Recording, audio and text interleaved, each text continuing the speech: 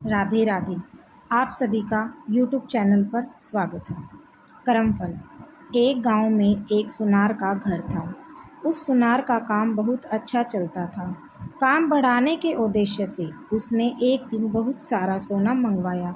इस बात का पता जब गांव में रात को पहरा देने वाले चौकीदार को पता चला तो उसके मन में लालच आ गया। जैसे ही रात हुई वह पहरेदार उस सुनार के घर में घुसा और उसे मार दिया।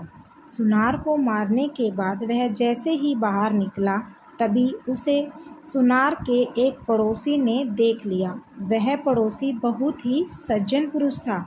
उसे अचानक देख पहरेदार घबरा गया। उस सज्जन पुरुष ने पहरेदार के हाथ में बक्सा देखा तो उससे सवाल पूछना शुरू कर दिया। ये बक्सा लेकर कहाँ जा रहे हो?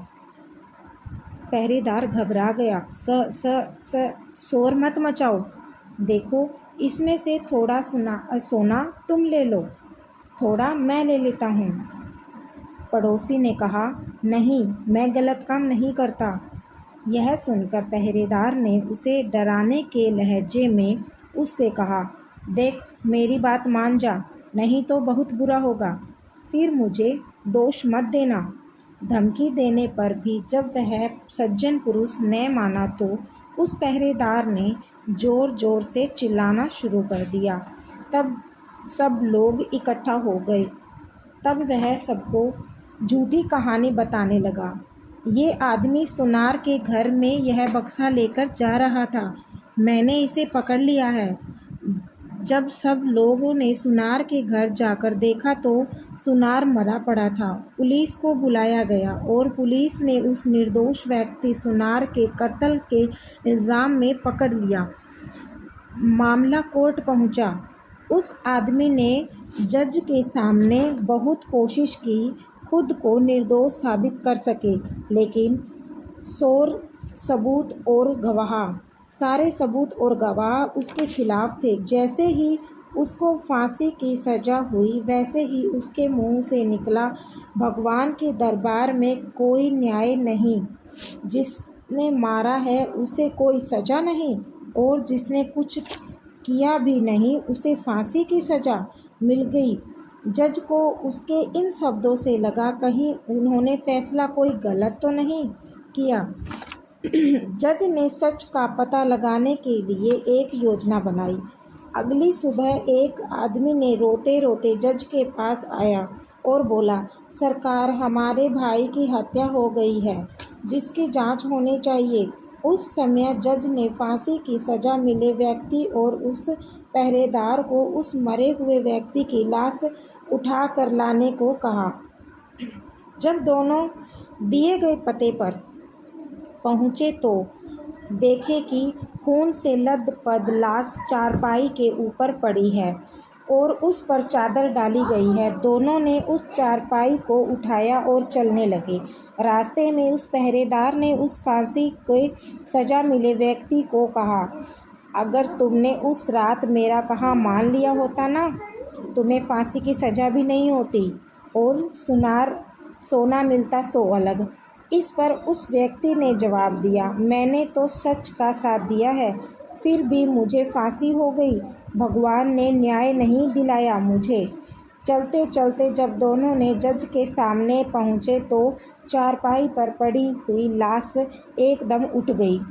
असल में वह लाश नहीं थी, बल्कि जज द्वारा सच का पता लगाने के लिए गया एक सिपाही था।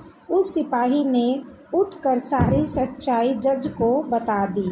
जज सच्चाई सुनकर बहुत हैरान हुए। पहरेदार को कैद कर लिया गया, न्याय हो गया। तो लेकिन जज ने एक मन को अभी भी शांति नहीं मिली थी। सो उन्होंने उस सज्जन व्यक्ति से कहा, इस मामले में तो तुम निर्दोष साबित हो चुके हो, लेकिन सच सच बताओ, तुमने कभी कोई हत्या की है क्या? जज ने चालाकी वह व्यक्ति पहले देख ही चुका था, इसलिए अब वह झूठ बोलने से डर रहा था। इसलिए उसने सच्चाई बतानी शुरू की। बहुत पहले की बात है, एक दुष्ट व्यक्ति मेरी गैरहाजिरी में मेरी पत्नी से मिलने आया करता था। मैंने अपनी पत्नी और उस व्यक्ति को समझाने पर बहुत प्रयास किया, मगर वे नहीं माने। एक दिन जब मैं अचानक घर पर गया तो देखा कि वह व्यक्ति घर पर ही था। मुझे बहुत गुस्सा आया। मैंने तलवार से उसे मार दिया और घर के पीछे बहती नदी में उसकी लाश फेंक दी। इस बारे में कभी किसी को कुछ भी नहीं पता चला। जज ने कहा, मैं भी यही सोच रहा था कि मैंने कभी कोई गलत काम नहीं किया है, न ही किसी से रिश्वत ली है, फिर मेरे हाथ से ये गलत फैसला कैसे हो गया। खैर, अब तुम्हें अपने कर्मों का फल तो भोगना ही होगा। पहरेदार के साथ अब तुम्हें भी फांसी होगी। तो दोस्तों, ये बात तो सच है कि कर्मों का फल भले ही देर से मिले, लेकिन मिलता ज़रूर है।